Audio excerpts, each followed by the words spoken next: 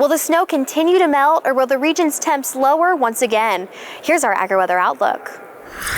The next couple of weeks are going to bring yet a new set of weather conditions across the United States. Stormy weather is returning to the West Coast. It looks like heavy snows for the mountains of California, and there may be some snows even down to the lower elevations in places in some parts of Washington and Oregon.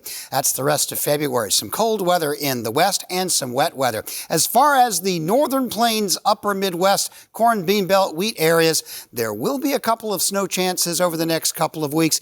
And generally February in the north central part of the country will be finishing the month of February and the 3 winter months with colder than average temperatures to secure what has largely been a colder than average winter, especially in the northern part of this area. Split flow in the jet stream with a low pressure system kind of persistent down in the southwest. That's keeping this weather generally cooler than average, but as time goes along, it will likely get even colder as the main branch of the jet drops down. That's going to put some potential for some heavy snows into the mountainous and even the submountainous areas of California. Meanwhile, this week, relatively cold, frigid weather will reemerge and drop down into the central states. By frigid, talking about high temperatures near or zero or a little bit below. This cold weather is where it's generally freezing or colder. So a lot of the southwestern 2/3 or so of the country will be in colder than average weather. There will start to be a few areas down in South Florida, South Texas in particular, that are warmer than average, which sets up this storm track in between as being a fairly strong storm track.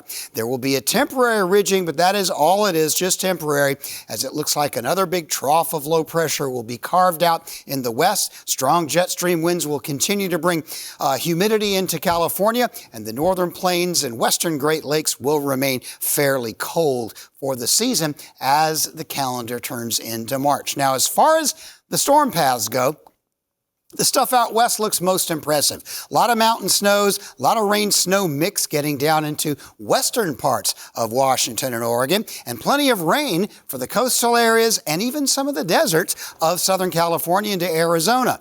There will likely be at least 1 or 2, maybe 3 clipper systems this week, or what it may turn out to be is a couple of clippers and 1 slightly more southern-oriented Colorado-type low to bring chances for snow into some part of this region. A lot of it will be light. The last one later in the week will have a chance to bring heavier precipitation, but it's hard to say exactly where that one will track.